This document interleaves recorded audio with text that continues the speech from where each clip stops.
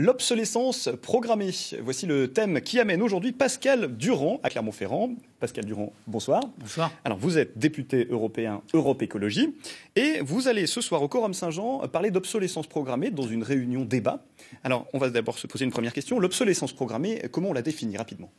Très rapidement, c'est le fait de vendre des appareils qui tombent en panne de manière assez brutale et en règle générale très rapidement après la fin de la garantie. Voilà, c'est une volonté, alors parfois intentionnelle, parfois de faire en sorte que les appareils doivent être remplacés très régulièrement. Parfois on les achète moins cher, mais comme il faut les acheter plus souvent, évidemment, ça, à la fin, ça revient plus cher.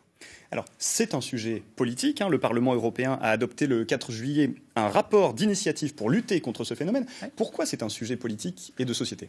C'est un sujet très très important. D'abord parce que on voit très bien, on a tous des imprimantes qui sont tombées en panne, des ordinateurs, des téléphones qui marchent plus, donc des frigidaires. Donc c'est un sujet du quotidien pour les gens. Ça c'est déjà une priorité politique puisque ça touche la vie des gens.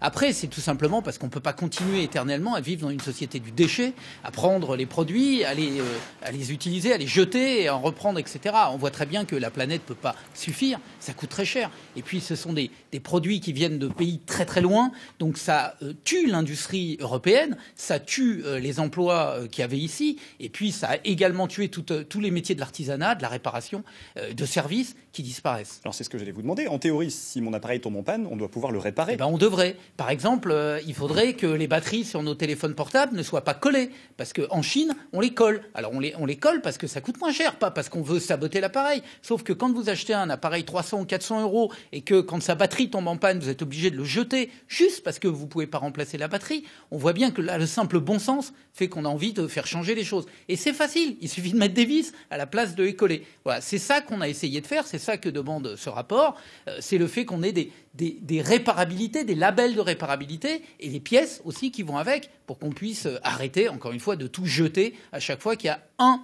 bout de l'appareil qui tombe en panne. En France, on a déjà fait des progrès avec la loi Hamon sur ce sujet, si mes souvenirs sont bons. Pourquoi est-ce qu'il y a encore des progrès à faire et si oui, lesquels ? D'abord, la loi Hamon, c'était par exemple le fait qu'on mette à disposition les pièces pour pouvoir réparer. Mais oui, mais d'abord, on ne le voit pas vraiment parce que les distributeurs ont des problèmes pour mettre en place cette loi.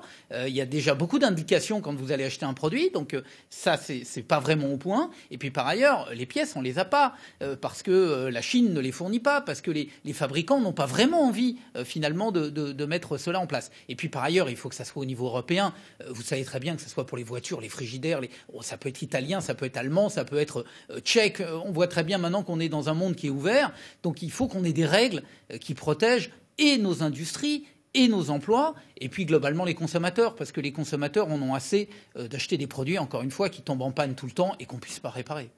Eh bien, merci. Pour ceux que ce thème intéresserait, c'est donc dans un quart d'heure au Quorum Saint-Jean à Clermont-Ferrand. Dépêchez-vous. C'est donc une réunion débat avec vous, Pascal Durand. Je rappelle, vous êtes député européen Europe Écologie. Merci d'avoir été notre invité.